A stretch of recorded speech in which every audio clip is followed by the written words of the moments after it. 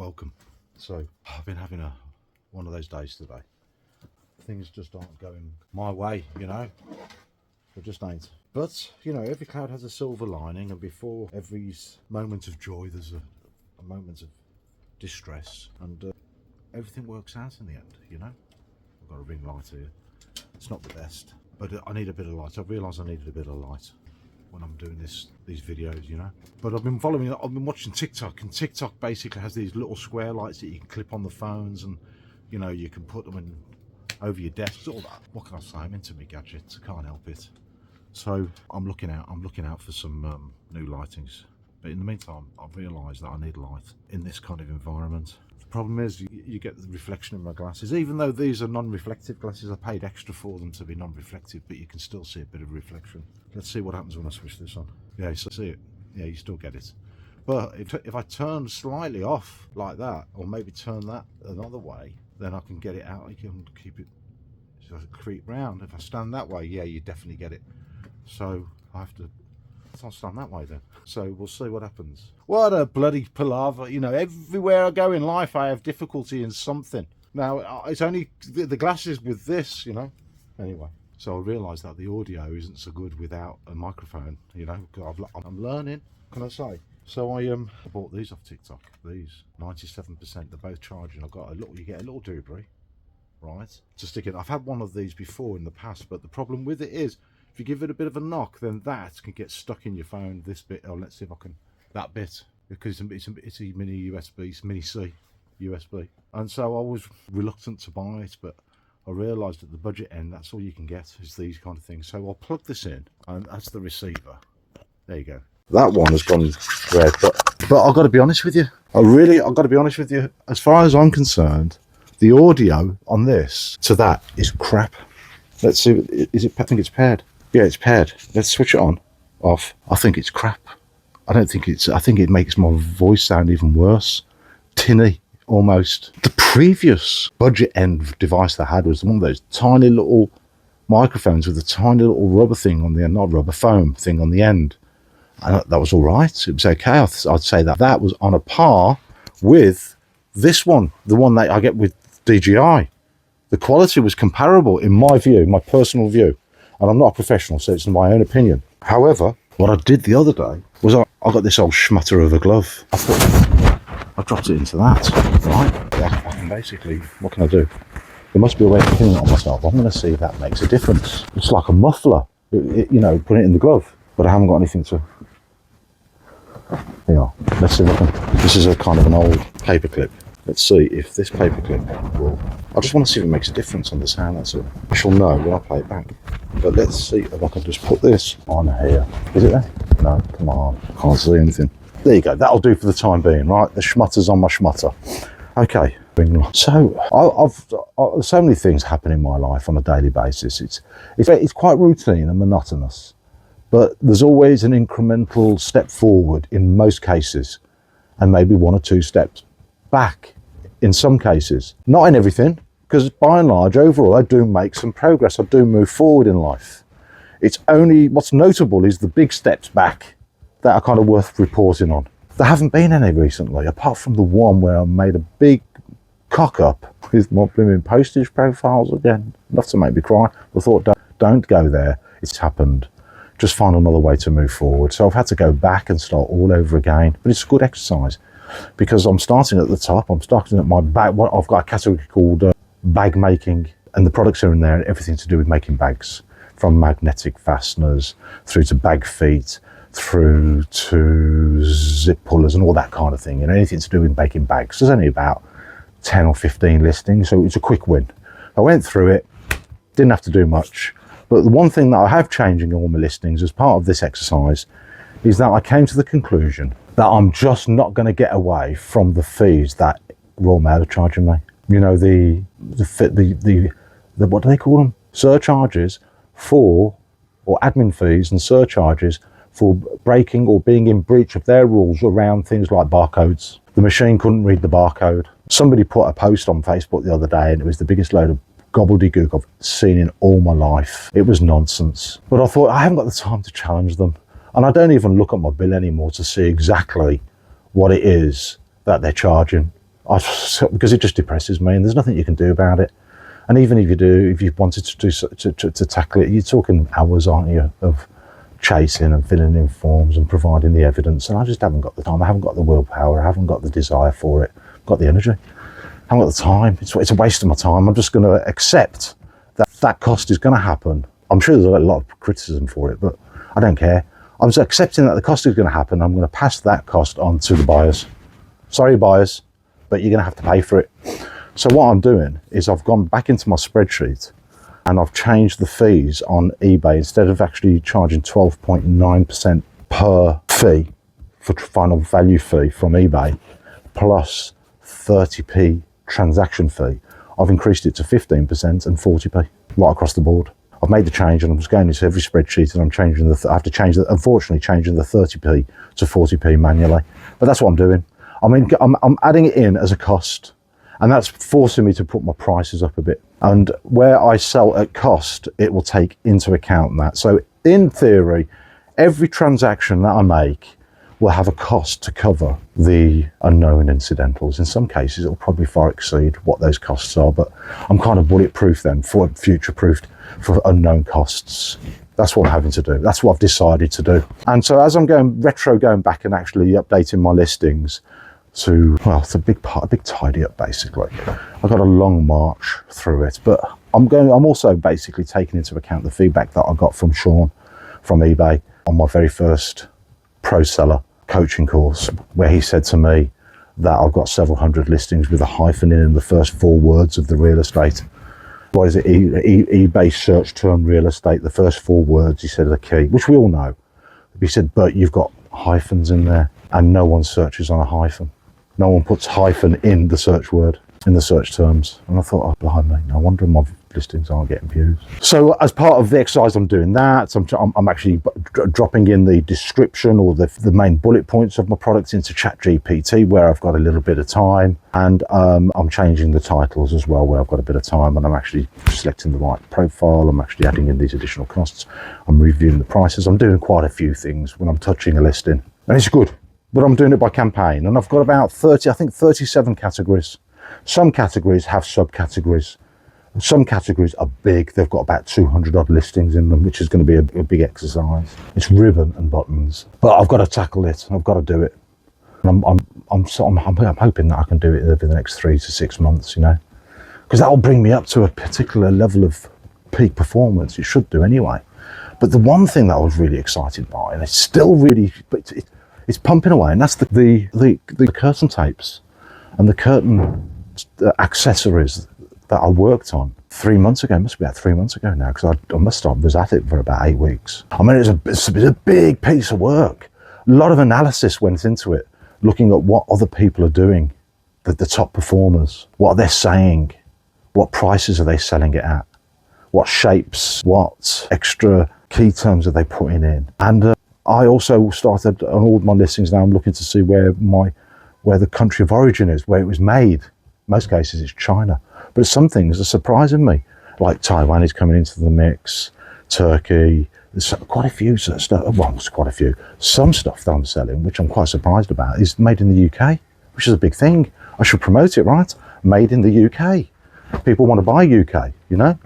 Anyway, so I'm doing all that, and in that curtain category, I added several new products, right? One of them was weights, what they call curtain weights. These, let me just show you. Bloody hell, it's heavy. This is 200 gram per meter lead curtain weights. So I've got 22 gram, 50 gram, 100 gram, and 200 gram. This is the 200 gram. And then there's round weights as well, penny weights, they're called. I suppose once upon a time, they look like a penny. But there's different sizes, and there's oblong ones. Some are painted, some aren't. And they've always been available to sell. You know, they've been available with my suppliers, but I've never dabbled in it until this exercise. So I went in. It's because it was a decent capital outlay. I think it was about 180 odd pounds just to buy one of each, 4 rolls and 3 boxes of lead weights. But I had to go anyway. I created the listing, and it started to sell, but I went in keen. I wasn't making a great profit on some of the stuff. And on the smaller shapes, whether it's 1, 3, 5 meters, not so great profit. But when they start buying 10, 15, 20 meters, I mean, bearing in mind there's only 20 meters on this, so you're talking a whole roll, and this weighs, well, it's nearly 5 kilo. So imagine the postage on that. But as it is, I've got a flat rate on the tracked services, so I can send it second class at a flat rate. So I'm taking advantage of that. Although on the pricing review, it's probably going to knock my average weight up. She calculated that it was a kilo. If it goes up to say 1.5 kilo, the price might go up. But hey, okay, it goes up. I'll just put my prices up accordingly. This is selling really well. So I went and bought enough stock to ensure that I don't run out of stock. So I bought 10 rolls of this, 10 of everything basically, and it's heavy.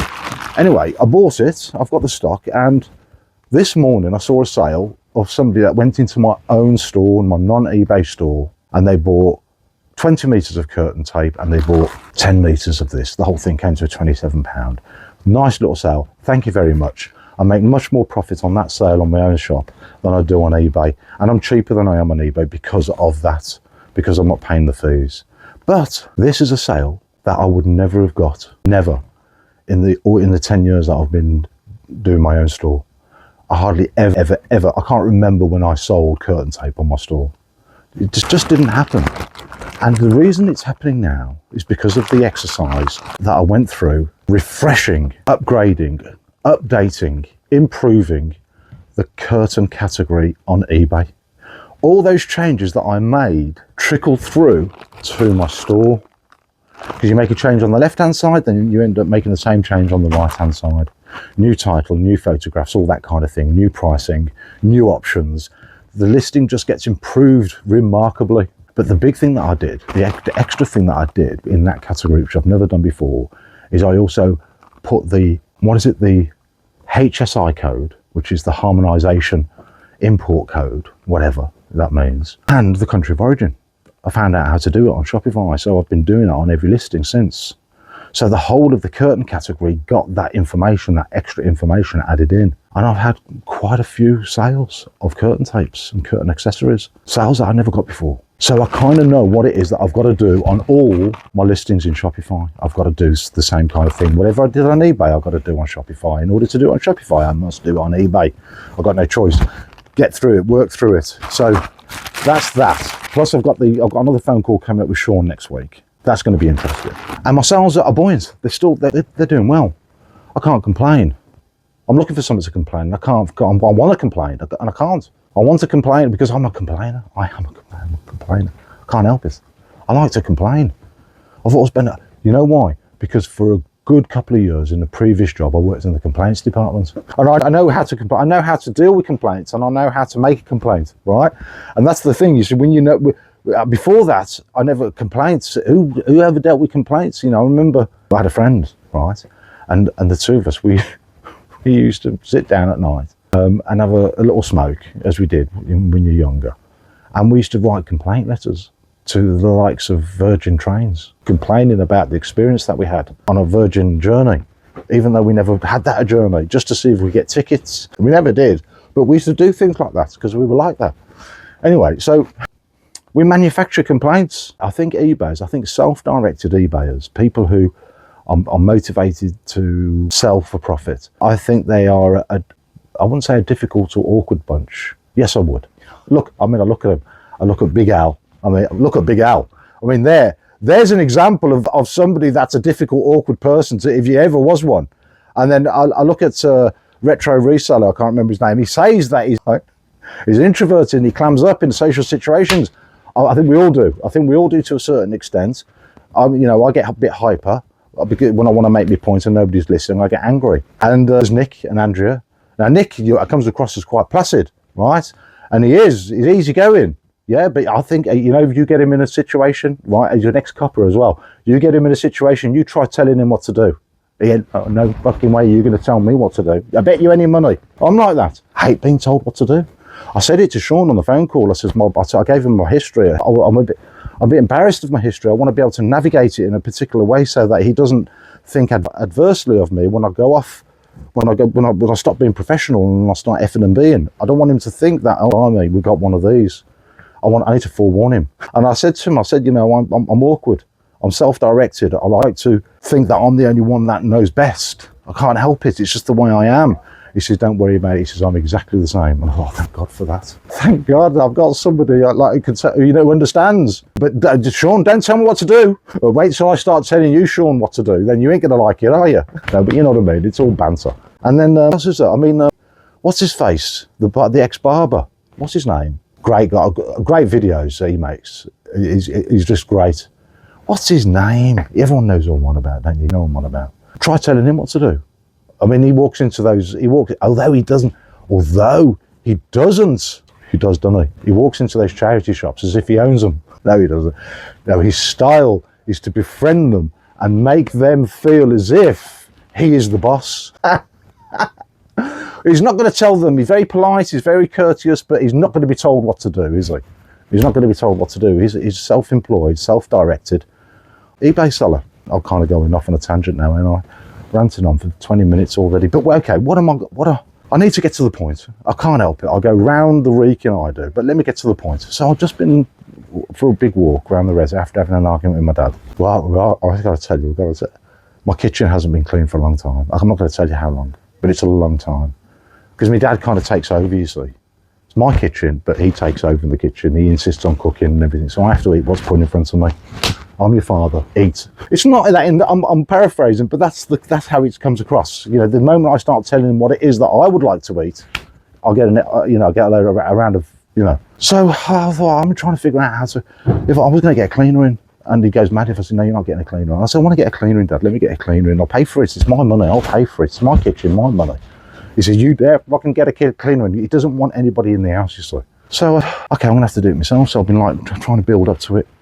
And I'm thinking, well, I got to the point where several weeks I've kept thinking, I'll do it on a Saturday. But you know what it's like, it comes Saturday, I haven't got the strength, I've got the desire or the will to tackle it because it's such a big job. I know that the moment I started, I'm going to be there 3 hours later. Okay, at the end of it, it's going to be ping, but 3 hours, man, I can't bring myself to commit to 3 hours of it. I think that's the Goldfish mentality, the age that we live in, the TikTok age. Or maybe I was like that from the moment I was born in 1965. But here's the deal. I said to him, I'm going to clean the kitchen. He went off on one. I got pissed off, that's it. So I stormed out the house. So I banged the door and I went for a walk. Got my hair cut. Do you like it? Oh, I can't see. I got my hair cut. I went for a walk around the reservoir. And I came back here and I realised I haven't got the key because I stormed out the house without the cardigan on. I didn't have my key. So I had to go back to the house. Fun and games. I've gone back to the house and he's standing there in the kitchen. Look, clean the kitchen. I looked around. I grabbed my coffee because I'm back on this. I grabbed my coffee, looked around with disgust, right? Turned around and walked out. I mean, like last night, I wanted to say to him, I said, listen, I saw cholera in the kitchen last night. And I saw the Legionnaire's disease package bags and run out the kitchen the other day. I said, we need to tidy the kitchen up. We need to clean it. And bizarre, because all of a sudden we're fighting each other about who's going to clean the kitchen. I'm going to clean the kitchen. No, you're not. I'm going to clean the kitchen. It's my kitchen. I'm going to clean the kitchen. For years, we haven't cleaned the kitchen. And all of a sudden, we're fighting each other to clean the kitchen. What's that about? Anyway, so on the way back, I was listening to a young lady. I really didn't get her name. I must get her name. She's telling a story about... I got the impression that she's basically a professional seller who's got an antique shop. She's got a big following on Instagram, YouTube, and on Facebook. And she's been selling on a personal account on Vinted, doing very well, but she's kept getting badgered by Vinted to either upgrade to a shop or to a pro seller. And she had such a big following on Vinted that she didn't want to lose it, so she upgraded to a pro seller. And it's been a disaster for her. She's been very upset. They've kept her money. They've basically forced her to upload documents 2 or 3 times. I mean, the checks that they take you through, they're quite excessive from what I can gather. They are on Shopify, they are on all the platforms.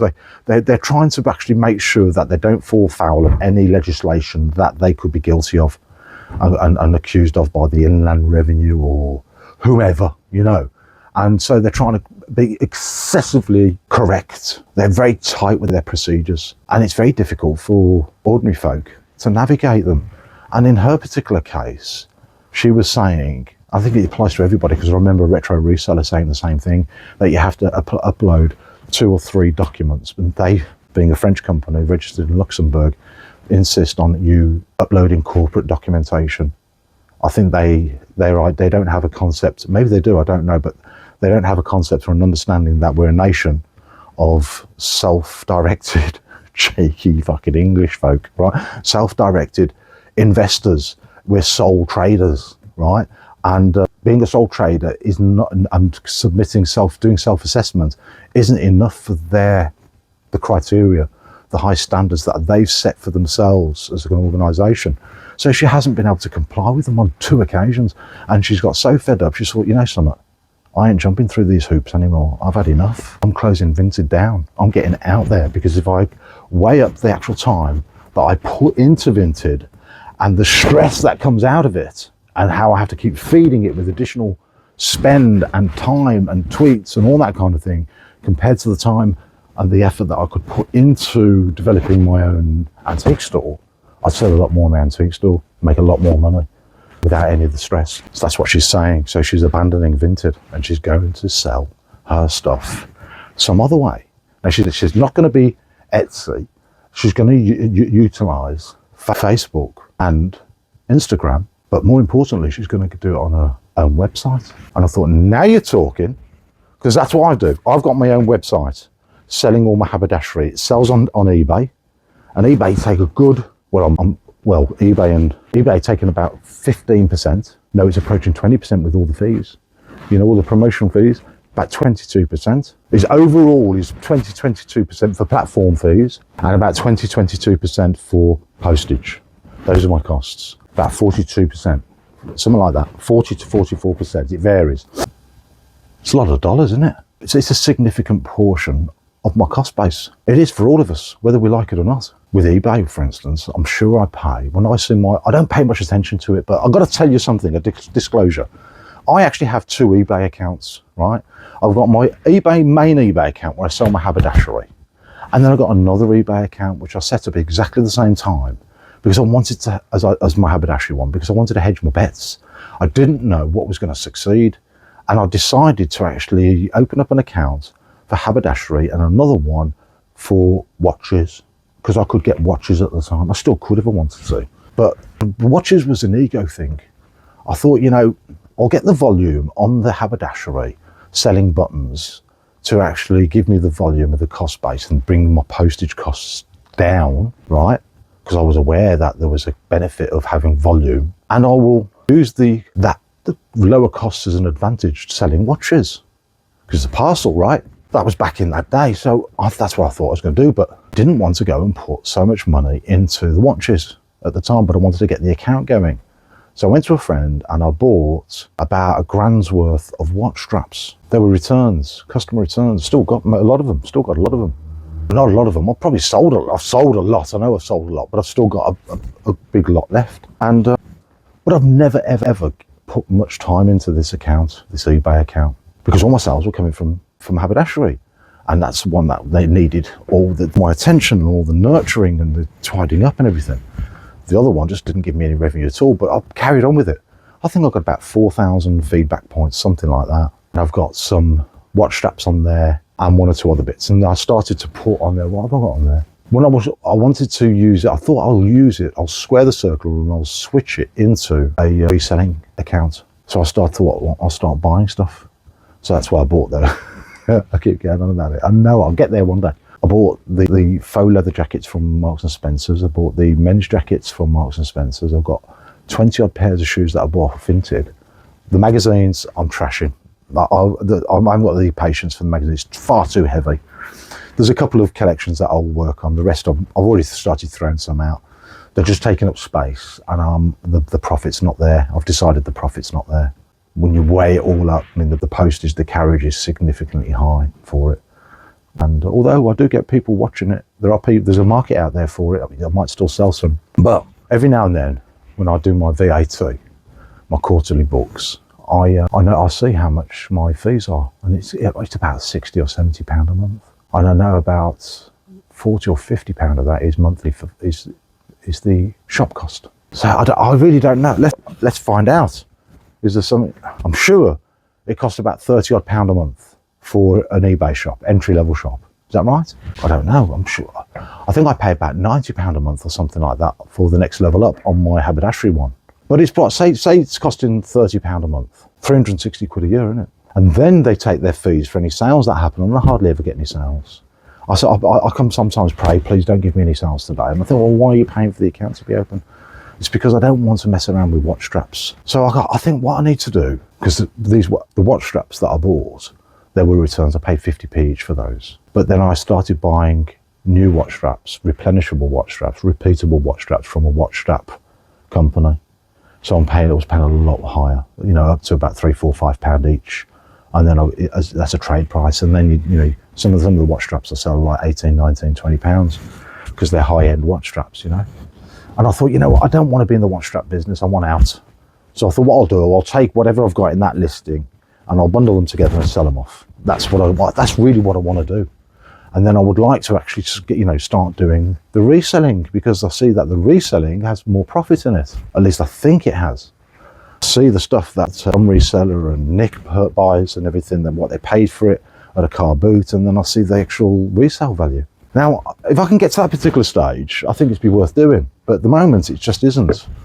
So I thought to myself, hold on, wait a minute. What are you paying for on eBay? You're paying for the monthly shop, and then you're paying 13, 14, 15% in fees for every sale that you have. Your profit, I know you're paying, you've got the privilege of selling on their platform, people will argue, but I'm thinking that this girl that I was listening to, this Vinted seller, she's onto something.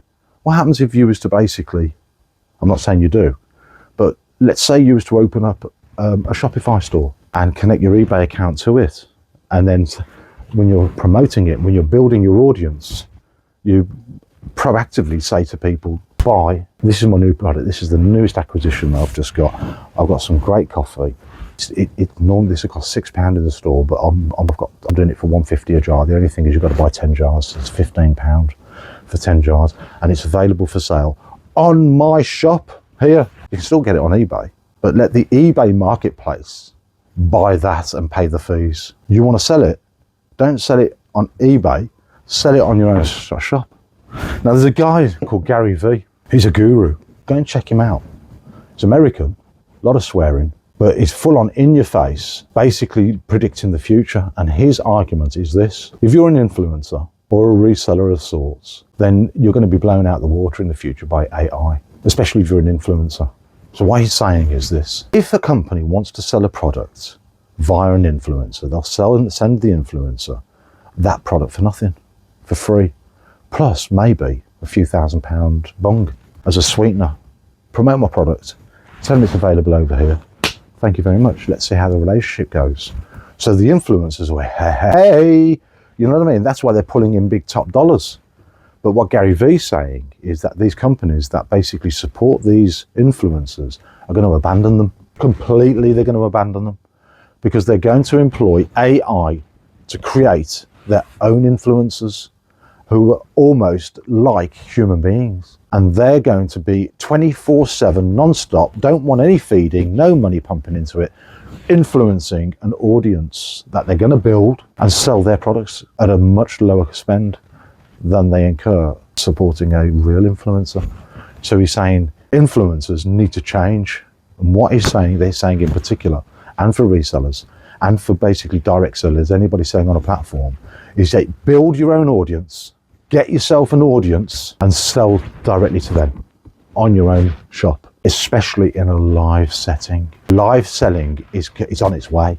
We know, we've seen that people are getting experience. The Gentleman Reseller and Nick and Andrea and those on Whatnot Rent are already selling live on a platform, and they're selling at they're achieving the actual rates that they're getting a big audience in exchange for commission, and they're selling a lot of gear to Whatnot's customers, to eBay's customers. But he's saying that if you've got your own audience that come to your own website and you log on with your own merchandise to sell off, you can either get a much better price, or not much better, the same price that you would on eBay or the other platform, and keep your profit, or you can sell it at a lower cost. I would sell it at a lower price rather. I'd sell it at a lower price to actually build the audience, I would. And then later on put the price up a little bit, if you know what I mean, understand where I'm going with it. So it got me thinking, should I cancel my second eBay account. I find it a bit of a distraction. The overall stock that I've got on there is just in the corner down there. And should I just create a new Shopify store? It costs the same money. It costs £19 a month on Shopify. So what's that? This is, if I give them I can't remember exactly what it is, but I saw £19 if you give them an annual, if you give the whole lot in one go. £19 times 12, 228 quid, probably plus VAT, £273, 300 quid. That's what I'm giving to eBay anyway for that account. What do you think? I'm going to go and look at it. Whatever it is, it's going to require some effort. But if I was to basically cancel the eBay account and square the circle and send the money that I would spend on eBay over to Shopify and get that going, even if I pay the full price of £25 a month until I've got it going, I can always, and here's the deal, once I've got all the listings that I want to sell listed, because a lot of the stuff is my own personal stuff that I want to get rid of. Like, gosh, if you're a young kid, right, I'm telling you, as you get older, unless you actually go to the gym and eat right and everything, you're going to get fat. So all those beautiful, lovely Marks and Spencer shirts that you bought and probably only ever wore once, right, and I got some lovely Marks and Spencer shirts that I only wore once, in some cases hanging up in my wardrobe, like 30 of them at least. This is one of my corporate days. Beautiful Marks and Spencer shirts, not cheap ones, 25, 30, 40, 50 quid at the time, I promise you, hanging up in my wardrobe. If I'm going to sell them, I want to sell them on my store and get the best profit, the best sale price for them. So I've got a lot of stuff to list, and which brings me on to another thing. The one thing that I think I need to do, I'm very what they call a dafkanik. I'm a dafka. If you say it's black, I've got to find every single way I can prove to you that it's white, even though I know it's black. I'm one of them. I'm a contrarian. I can't help it. And it reflects in my thinking in every area of my life. And I go down little rabbit holes, sometimes never stay down these rabbit holes for 3-4 months at a time. Buy everything that I need with regards to that rabbit hole, if you like, and then I come back out the rabbit hole. I'm not interested anymore. So I've got all this shit. There's a girl on TikTok. She calls herself a hobby hoe. Hobby, as in hobbies. Hoe, as in whore. Right? Hobby hoe. And she's got a club. And I'm a hobby hoe. I buy things, right, for hobbies that I want to start, and I never do. And there's tens of thousands of people out there who are hobby hoes, right? Just hobbies. And I do that. And also, I'm a gadget hoe. I'm a gadget hoe. Here's one, right? I promise you, feeling it, checking it out, testing it and everything. If it's good, I will definitely use it. But if there's some tiny little thing that I don't like about this, well, there's already one. The sound to me is tinny. If there's something I don't like about it, it's put to one side. Won't use it again. I want to sell that shit off. I want to sell that off. And I think, is it worth spending £300 a year on a Shopify store and creating a listing and saying, here's something that I bought from TikTok. I paid £9 for it, right? I paid £9 for it, and I paid £9 for it. What can I say? When I'm selling this, I'm getting rid of it. There's something I just don't like about it. I'm not using it anymore. It's £6. Anyone who want it, £6 plus package and postage, £2.99, whatever. You know what I mean? That's all I can say. And I would like to think that I could do what Nick and Andrea are doing, and what Retro's doing, what Big Al's doing, and build my own little audience to sell my shit off. But keep the profit, make it cheaper for those that want to buy from my audience, so I can get rid of my dreck, my shit faster. That's what I want, so that I can get my money back from the stuff that I've bought, so I can go and buy some more dreck, some more shit, right? I can't want to say that, because, Gerald Ratner comes to mind when he described all his jewellery as shit, right? Rubbish, he called it, didn't he? And that's it. That was the end of Ratner. That's why I sometimes think to myself when I hear Nick talking about his tat cave, I was like, no, don't call it tat, because people think it's tat. You know what I mean? You want to call it, this is your precious cave. Everything in here is precious. It is, and that is, Nick, all the stuff that you sell. I mean, did you see that Meccano set that the gentleman reseller had? That's not tat. That's not dreck. That's quality merchandise. Isn't it, Brum Reseller? It was quality merchandise. Anyway, ladies and gentlemen, thank you very much. Don't forget to like, share and subscribe. If I like the sound of this audio, I'll put it up there. If I don't, I'm just another one of those thousands of videos I've made that I never share. Okay, ladies and gentlemen, thank you very much. Check you later. Bye.